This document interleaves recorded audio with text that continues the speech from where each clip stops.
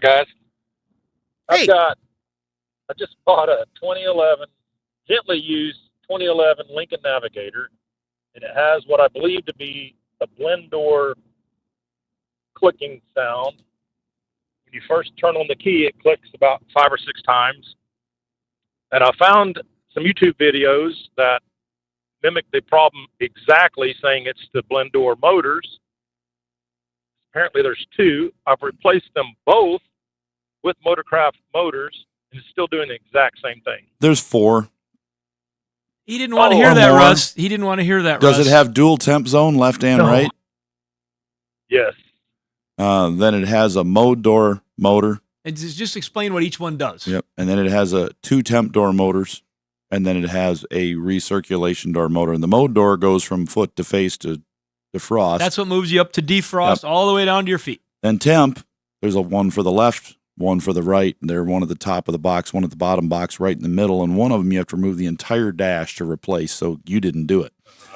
The other one is the recirculation door motor on the passenger side of the dash. And they're famous for busting the door off. And they'll just click, and then a piece will fall down into the blower, and it'll break the blower, and it'll make all sorts of vibrations. So, does that one break the most because it's got all that different temperatures of air coming in it and I moisture? think it just breaks. We had one the other day, and the guy's like, I'm not fixing that. Just open it and leave it open, and I'll be good with it, and put a blower in it.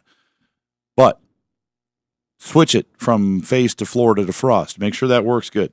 And then with the engine warmed up, go from full cold to full hot on the left side, and then do the same thing on the right side, and make sure they're working. If you move, like let's say the right one, and it starts clicking, click, click, click, click, click, halfway through, that's the bad one, and that's the one you got to replace. But if none of that does it, and then you hit the recirculation door button and turn it on and off, and you can't hear it go from a loud roar when it's pulling air on the inside to a outside air where it's quieter, it'll switch, you'll hear it.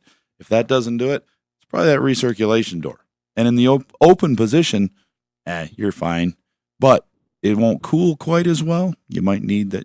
Oklahoma, you're going to need the recirculation part, but it's anywhere from $1,600 to $2,000 to have them take that apart and fix it. So a lot of people just leave it open. It'll take a little longer for it to cool down in there because it's not pulling air from the inside on the max recirculate, but it'll work. So, but it won't fog up your windows with it in the open position from pulling outside air. And you can get to that door by pulling the blower out and just reaching up there and flip it to the open position, and it'll stay. So that gives you some ideas on where to go as far as how to test it and see which door is not working. Okay. Well, I replaced the one by the foot feed and the one behind the radio. So that explains why when I unplug both of them, it still does it. The one behind the radio, I think that's the right side temp door motor, and the one by the foot feed is the mode door to switch from top to bottom. But the one underneath, you got to pull the console out and the seats and get on to see it, and then you'll see it. But then to fix it, you need to raise it up. Sometimes you can, if you take the seats out, take the console out, pull all that back, and then cut the carpet out because you can't see the carpet right there anyways, where it's right under it. You can cut about a 4-inch chunk of carpet out so you can get underneath it, and you can get most of the screws out of it so you can pull this thing off. You put the new one back in. I think it's got 3 screws. If you put the 2 on the ends in to hold it, that's what YouTube's going to show you. They'll do that to hold the ends, and then it works.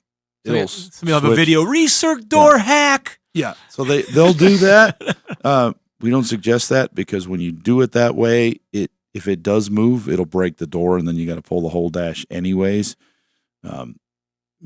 There's ways to save a couple hours, but when you're looking at a job that's 8-9 hours, saving a couple hours really isn't worth having it come back and then having to do the same thing over again, and you're spending more to do it twice. Okay. It cools good. It does take a little bit. It does feel like it takes a little bit, but it's good enough. Yep, that's those noises and the cost associated with them certainly changes your ability to ignore it. That is for sure. Brett, thanks very much for the call. Good luck.